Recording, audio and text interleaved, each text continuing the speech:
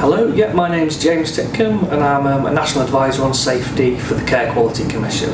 I'm Peter Walsh, I'm Chief Executive of Action Against Medical Accidents, AvMA, the charity for patient safety and justice. So for the first time, this sets a legal requirement that all providers of health and social care will do several things. They will have to be open and honest about all aspects of the service they're providing. They will have to inform service users as soon as possible after any adverse safety incident happens. They will have to provide a full and truthful account of what happened, and they will have to provide a written apology. So it's quite a fundamental set of obligations, very clear, laid down in statute, of how organisations need to behave in terms of openness and honesty. Until this year, with the introduction of the statutory duty of candour, there has been no statutory rule or regulation to prevent organisations covering up when things go wrong in healthcare and cause harm. That's why this new regulation, the so-called duty of candour, is so important. And it's worth remembering where it all started. Over 20 years ago in South Wales, a boy called Robbie Powell died from a medical error. What made his case famous was the apparent cover-up that ensued. And it's due to the amazing strength, bravery and campaigning of his family, notably Will Powell, that the awareness of the need for a change like this came about in the first place.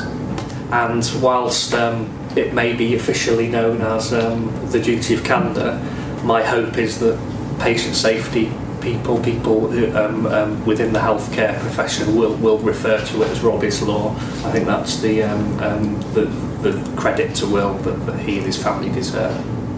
Openness and honesty and candour is an absolute fundamental to patient safety. Obviously then there's the question of what do you do with the information. So once something's gone wrong, being honest and open about it is an absolutely crucial first step.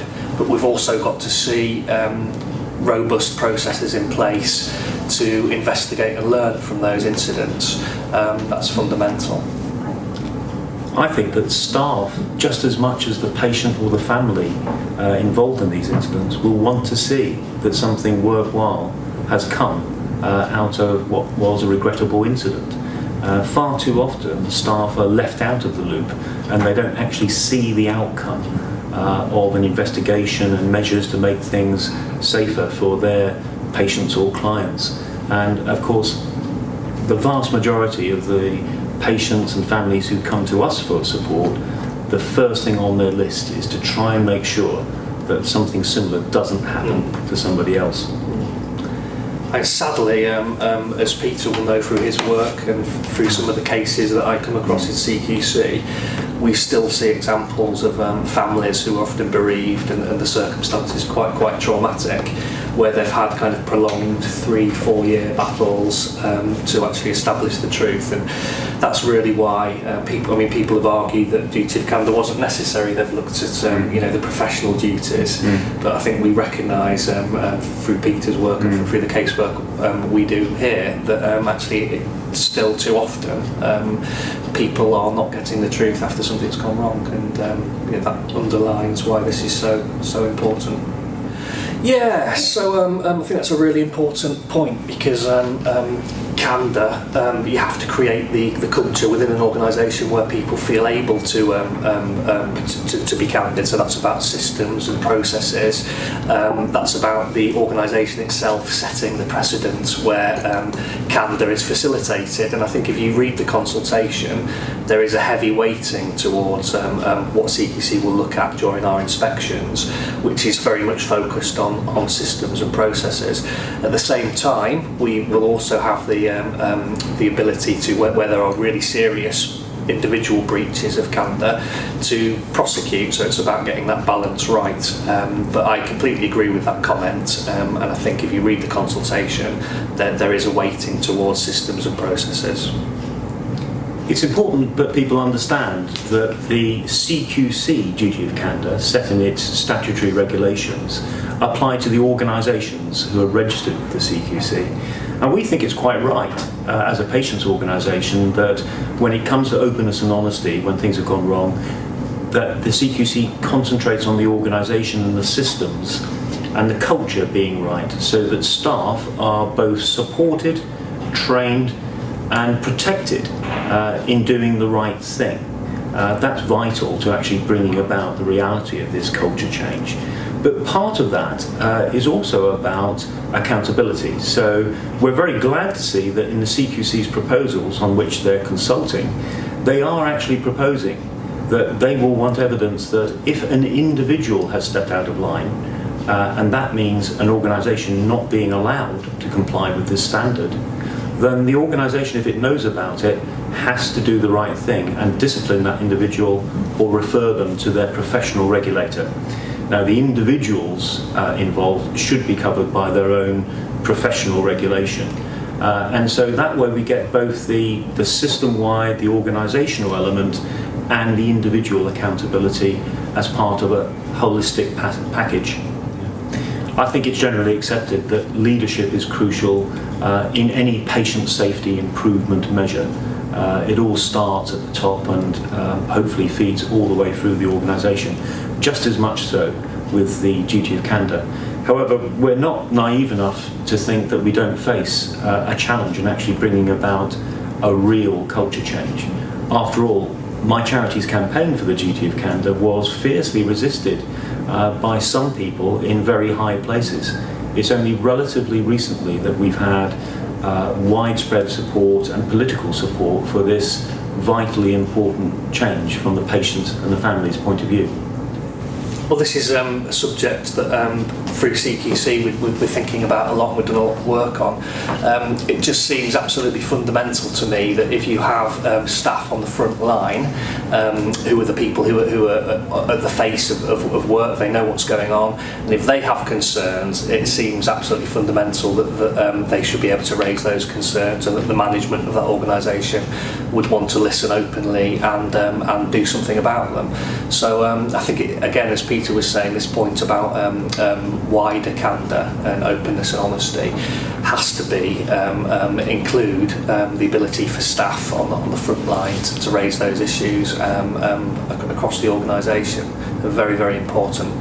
Whistleblowers are incredibly brave people who stick their necks out on behalf of patients at the end of the day to try and keep them safe. So we have to make sure that the regulations, the CQC's approach across the board does whatever it can to protect and support whistleblowers and ensure, even more importantly, that their employers are actually responding to concerns that staff raise.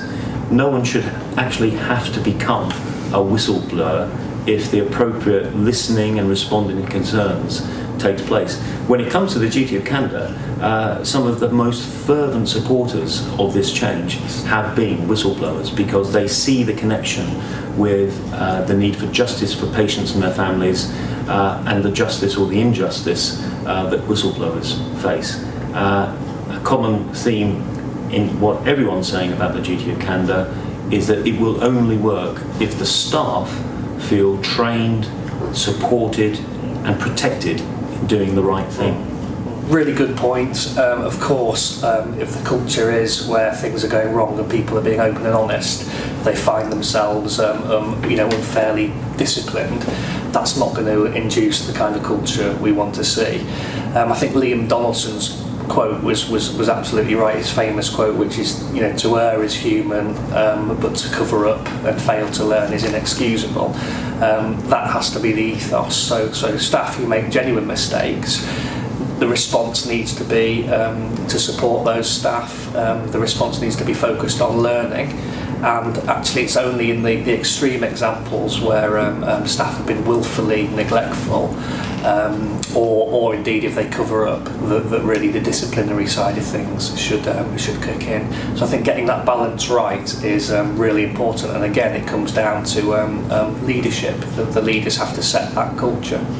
it's essential that people are open and honest about information, and FOIs are a great example. I think a good culture would be a culture in which FOI requests are answered fully and quickly, especially relating to patient safety.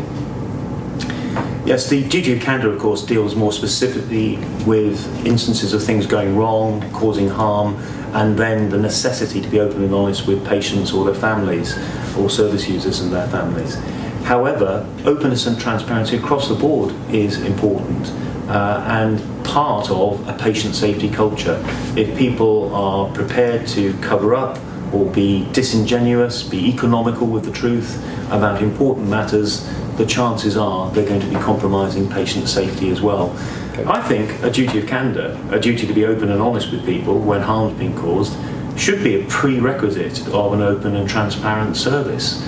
Without that, it's hard to see where the moral compass is and how people can genuinely have a learning and improving culture. But whilst having this statutory regulation is vitally important and should help underpin a culture change, a lot more is needed to actually make it a reality. That includes the way that the CQC actually monitor and enforce this duty, and the kind of leadership that organisations show, the support, the protection for their staff, the training, and all those other things that go into supporting culture change. Absolutely, I agree with what you're saying there, Peter. It's part of the toolkit, if you like, towards patient safety. It's an absolutely essential prerequisite, but also it needs to be underpinned by high quality leadership, high quality investigations, and dissemination and embedding learning from the events that are going wrong. Yeah, I'd just like to thank everybody who's tweeted in with their questions, really useful. And please, if you want to get involved, have a look at the CQC website and look at the consultation document. All the information about how to get involved and respond is available there. Just to sum up, this is potentially the biggest advance in patients' rights and patient safety that any of us can remember in England. It's really important that people respond to this consultation. There are good ideas in it, but my charity and many others think that it could be better. And we need your input to inform the CQC about how they can be more robust, more proactive in actually giving the assurance that organisations are taking this seriously and doing their utmost to change the culture.